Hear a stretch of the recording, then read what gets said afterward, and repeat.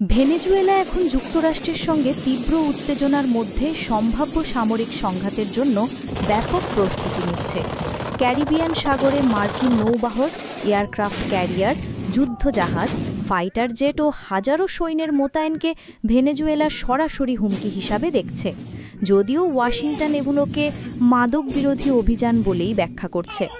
এই প্রেক্ষাপটে Caracas massive deployment ঘোষণা করেছে ইতিবি, যেখানে স্থল, নৌ, বিমান, নদীপথ, মিসাইল বাহিনী ছাড়াও পুলিশ, বেসামরিক মিলিশিয়া ও বিভিন্ন রিজার্ভ ফোর্সকে একত্রে মহড়া ও মোতায়েনের পরিকল্পনা করা হয়েছে।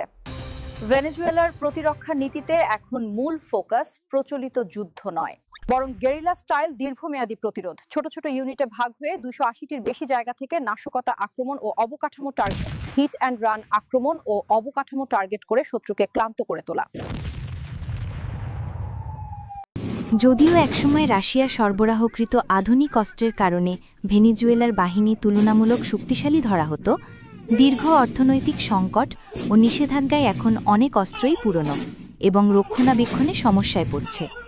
তাই সরকার গণমিলিশিয়ার সংখ্যা কয়েক মিলিয়ন পর্যন্ত বাড়ানোর কথা বলছে এবং war of all the people বা সর্বজনীন প্রতিরোধ ধারার কৌশল নিয়ে দেশজুড়ে মনস্তাত্ত্বিক ও সামরিক প্রস্তুতি জোরদার করেছে।